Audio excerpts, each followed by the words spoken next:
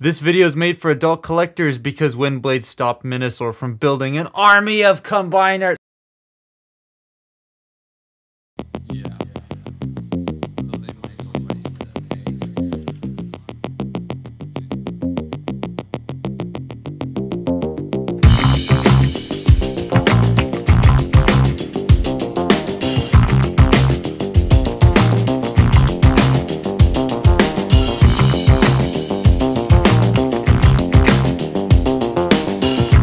So the Legacy reveals happen, and I definitely think this is going to be the best year of Legacy, or at least up there. They're going so into some depths of the brand, including bringing friggin' Inhumanoids into the mix. Inhumanoids! Inhumanoids! The evil that lies within. But one of the main attractions of this wave is we finally have a new Windblade. It's been ages, huh? We had the original Thrilling 30 toy that needed an upgrade kit to stand, and it looks really fragile, but I still want one.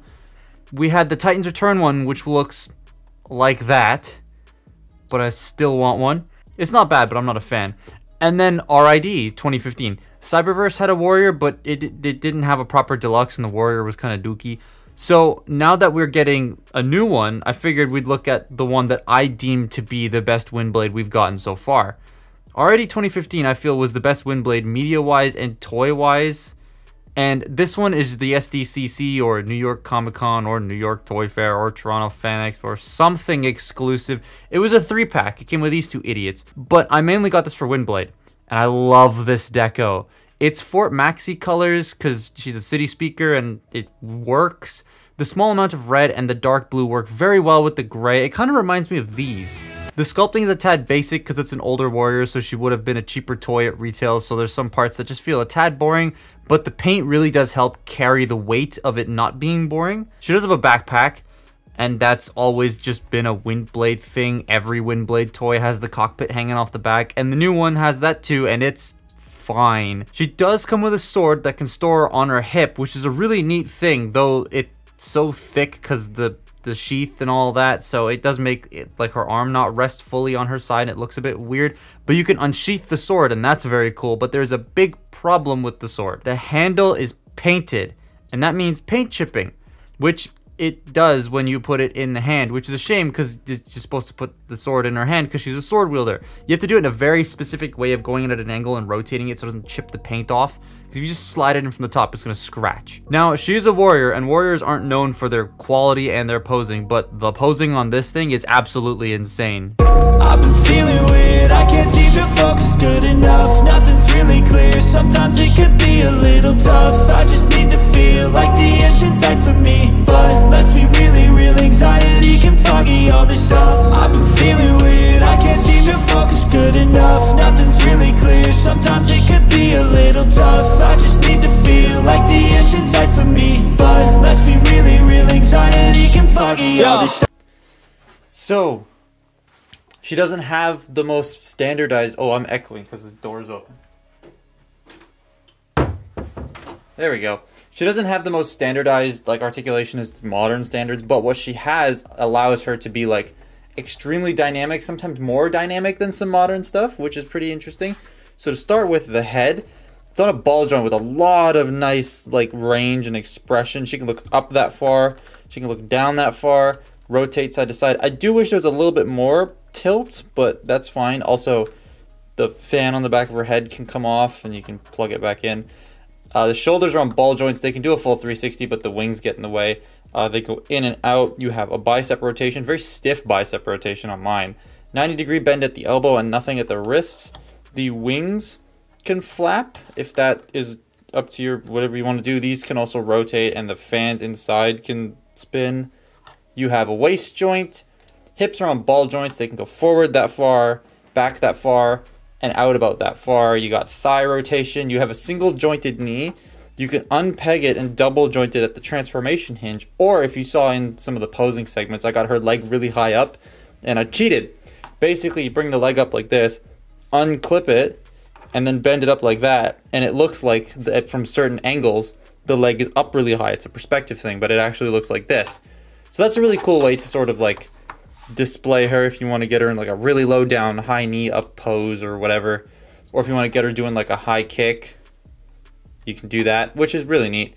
And then the feet can go forward and back, and that's about it. I wouldn't push the feet forward too far, especially on this copy, because these are painted and that could like shred it. So there's a natural stopping point of about there. So I would say that. But that coupled with a sword and the fact that she's got enough heel to support this backpack, she's very, very posable and really fun to mess with. I've thoroughly enjoyed owning this figure. And that's why I'm hoping the Legacy one is kind of the same way, where it's just nice to pose, because that's what Windblade needs to be for me. It's just a nice posable thing, because she comes with a sword, and that's kind of it necessary for characters that come with a sword. Unlike this idiot who comes with a sword and has gorilla arms. So the robot is sick. It looks epic, the posing is nice, and it's just one of the more solid warriors, if not, in my opinion, the best warrior class toy from RID2015. So Windblade's transformation is very generic Windblade. Like every Windblade has transformed very similarly to this over the years, and I assume that the new Legacy one is going to be around the same, which is fine, I guess. Even the warrior from Cyberverse, which I don't like, transforms in a very similar way. So to start with, you peg the feet together, and then you just rotate them back like that to expose the tail fin. Then you rotate the waist. Then you take the arms, you peg them into place like that. You take this section, we're just going to bring all that up. You want to take this and accordion it up and over like so. And that's the back of the plane all done.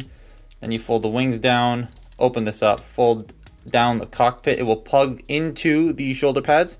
Close this up. Bring this out like that. Fold the wing down.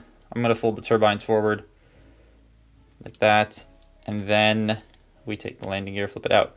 Now, that's the jet mode, and I have one major problem with this jet mode's transformation, and that's the wings. As you saw, this one, it pops up. Because of the way that this joint in here is molded, they're meant to spring into place when you go to robot mode. It's like a gimmicky thing. But it kind of hinders the jet. My original copy of the regular release of this, the wings would not stay down. They would constantly pop up. I had to remove the wings and like sand everything down to make it sit. On this one, it's just that one wing sometimes, but as you can see right now, they're sitting where they're supposed to. But yeah, that is annoying that that does pop up every once in a while. But there you have the jet mode. Oh, and I'll show this off a little bit more later, but if you want extra landing gear, the jet mode looks like Windblade. It's pretty cool. The colors feel a bit more streamlined here with the gray stripe going down the middle and the blue wings and the nice silver on the nose cone. You can store the sword under the jet, and it has a landing skid so she can stand, though it's really skinny, so she likes to fall over all the time. The turbines, as I said, can rotate forward and back, and they can spin, which is neat, though they are a bit stuck in there.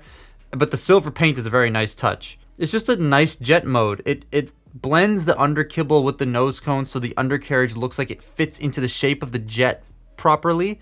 And I actually like the way that they achieved that to make it look like the jet wasn't just a robot hanging out underneath. It is a robot just sticking out underneath the jet, like every jet former. But the way they did the nose cone makes it flow, and I like that. And overall, it's just a neat toy. I definitely think the new one will top this because it's more articulated and it just looks really cool. It's got a lot of color, a lot of nice greebles because it's a Generations toy. I just think it's going to be a little bit better than this. But this one is also still super nice, and I definitely do recommend getting one because the regular decos can be super cheap. If you want an accurate, screen-accurate deco, I would recommend the Takara Adventures one. But if you want a very interesting and outlandish deco, I highly recommend this one. However, this one can be a little bit expensive at times. But that's my look at Robots in Disguise 2015 Windblade. Follow me on Twitter and Instagram, and I will see you next time. Bye-bye.